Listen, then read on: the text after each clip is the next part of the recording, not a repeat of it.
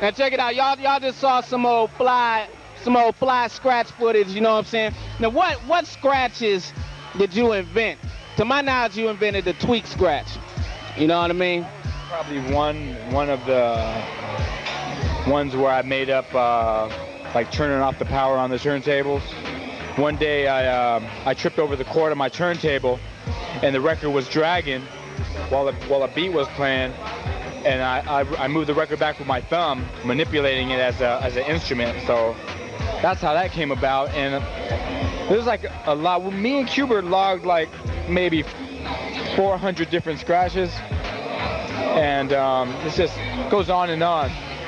Back in the day, we don't log them anymore. We don't call them. There's like me, I don't even name them anymore. It's just, oh, that's scratching.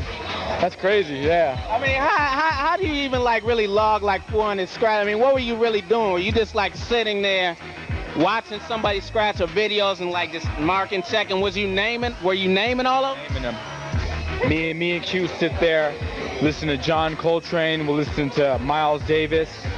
We'll listen to Jimi Hendrix. And we'll be like, yo, we want to manipulate patterns just like they manipulate their horns and their guitars. So we took our turntable and we said, won't we just name names of the different scratches so we know when we incorporate like different routines, like, oh, do the triple click flare on this part, or do the laser scratch on that part. So it's important that we name the names so that, you know, when we incorporate our routines, it'd be easier for us to make whole songs out of it, you know? Yeah. Alright, so it's like when you say like legendary turntablist crews, there's usually two that come up first and foremost. You got the Invisible Scratch Pickles, which y'all are like really known heavy for the scratching.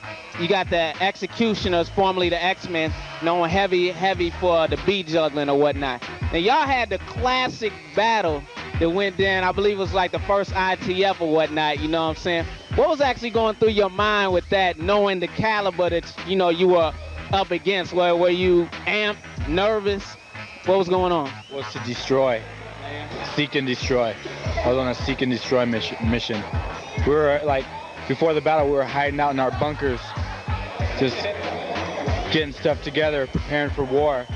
When it comes to battling, it's just war. That's what it is. It's warfare. That's what it's all about. To hold your own. That's what it's about. You're putting your soul on the line. This is me. Check it out. You're going up against this. And other than that, you know, we're friends. But when it comes to battling, there's no friends. It's war. That's what's going on.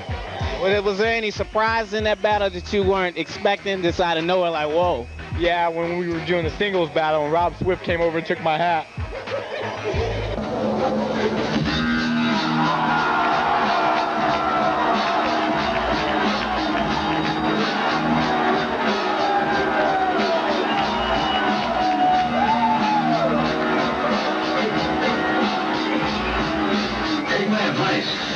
You're gonna get the hell out of here before I lose my temper, or else. Dragon whips his tail. So how did the Beastie Boys actually pick you up, you know, to be that DJ? They've had a lot of DJs, you know, throughout their history. You know, how did you, you know, come to be like their permanent DJ right now? I met Adam Yauch at a Rocksteady anniversary in '95, I believe. And me and him just, we exchanged phone numbers, and I was like, yo, what's up, Adam? I got these crazy scratches I want you to peep out. I gave him my business card. He gave me his home number. So while I was back at home, I was up, like, working on my albums and stuff, and I would call him up and he'd be like, yo, Adam, peep this out. This is called the octopus scratch. Check it out. So I left like 4 different messages.